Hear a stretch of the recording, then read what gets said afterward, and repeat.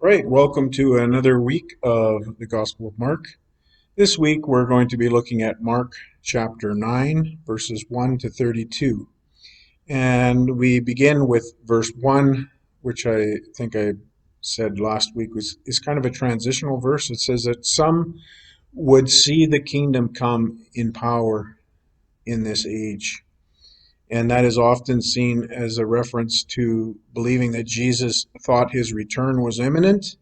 And although it does appear that Jesus certainly spoke that way, that in this context it fits very well in with the kingdom being seen with um, what we're going to look at today, and that's the Transfiguration.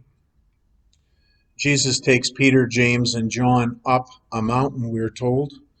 It doesn't say what mountain. There's different ideas about that. But the mountain is significant because it's where both Moses and Elijah met God.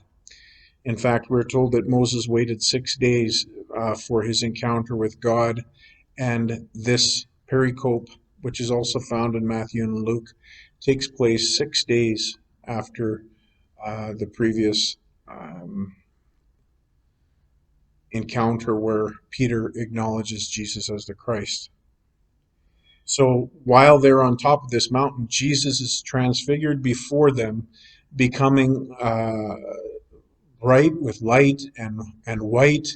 Uh, and what's even more amazing is that Moses and Elijah are there with him. How Peter, James, and John recognized Moses and Elijah, we're not told, but they did. And that was amazing in itself.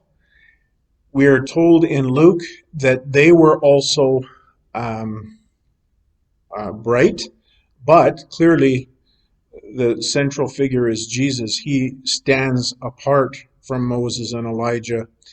In Luke, also, we're told that they're talking about Jesus' future departure, and that is not alluded to directly in either Mark or Matthew, but it is certainly connected with this, as we'll see later in the passage. So, the culmination of this encounter, though, is not seeing Moses and Elijah with Jesus on the mountain, as amazing as that would have been, but they heard God's voice saying, "This is my son, listen to him."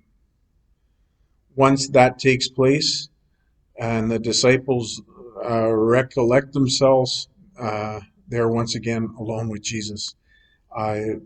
Not mentioned in the notes, but significant, is that when this first happened, Peter was so amazed. He wanted to keep Moses and Elijah there, and so he offered to build a tent for Moses and Elijah and Jesus so they could hang out. He was doing that because he was afraid, he was in shock, he didn't know what was going on, and so he spoke that way. As they're going down from the mountain, and this pericope is also found in Matthew. It says they're afraid to discuss with Jesus what his suffering and death means. They could not comprehend what Jesus was meaning by this, even though he spoke clearly about it. Um, they couldn't grasp how the one who is to be the Messiah could possibly suffer, and so they're afraid to say this to Jesus. But Jesus obviously picks up on it because instead of talking about the death of Jesus, they talk about Elijah, and they say, well, how could it be that Elijah was supposed to come before the Messiah if you are in fact the Messiah, which they believed?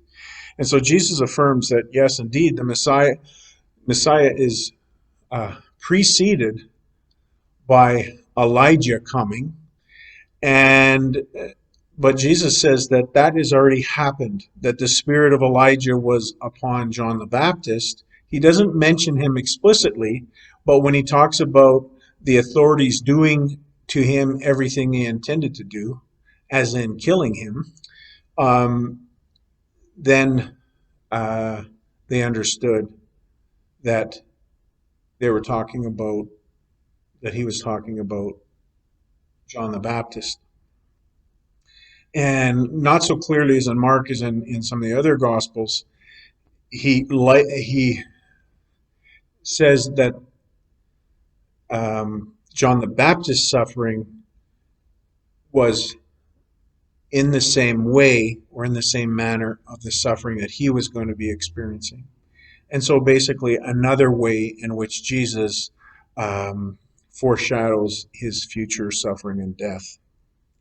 And when he gets down off the mountain, and this is once again found in all of the synoptic gospels in Matthew, Mark, Luke, and John, um, they come across a boy with an evil spirit. Now the disciples had not been able to cast out this demon, and um, the father comes to Jesus and he says, "If you can help me, please help me." And Jesus is frustrated by their lack of faith. And at that moment, when he says, "If I can," uh, anything is possible for somebody who believes. And the man responds in a prayer that I'm sure we can all have sympathy for. "I believe, help my unbelief." And so here we see, in complete contrast to what has just taken place, up in the mountain, everything's clear. Jesus is the Son of God. Jesus is confirmed by the Old Testament, both the law represented by Moses and the prophets represented by Elijah. They are in agreement with Jesus as the Messiah, with Jesus as the Son of God, in fact. And yet down off of the mountain, the world is a very different place. And there's a lot of doubt about Jesus' power, and so people waver in their faith of him. And the disciples, after Jesus has healed this boy, ask, "Well, why couldn't they heal him?" And Jesus says simply that this kind of healing requires prayer, and that is very hard for uh, for us to understand. Doesn't all healing require prayer? It's a mystery, and because it is a mystery, some have snuck in the extra words. This demon will only come out by prayer and fasting, but that's not in the original um, earliest manuscripts. So again, here there is this contrast between who Jesus is and how he is perceived. And in the midst of that, and in through this whole passage, what is also paradoxical is the fact that the Messiah, the chosen one, the very Son of God, is going to have to suffer.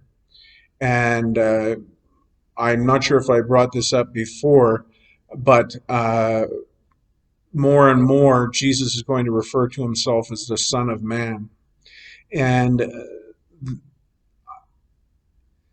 this has multiple meanings. In the Old Testament, Ezekiel often referred to himself, or God spoke to him as the Son of Man. But I think the clearest representation that Jesus talked about is in Daniel, where it says, "The Son of Man, the ancient, like the Ancient of Days, will come on clouds of glory." This prefiguring of Jesus in the Old Testament in the prophet Daniel. And so we will discuss that further in coming weeks, but this is the content for this week's study. We see the highs of the mountaintop, where who Jesus is startlingly clear, and then in the valley, where things in the everyday world interfere, it's harder to see who he is. But in both cases, he manifests his glory, and we have the privilege of seeing it. So have a great week, and we will uh, come up with another study for next week.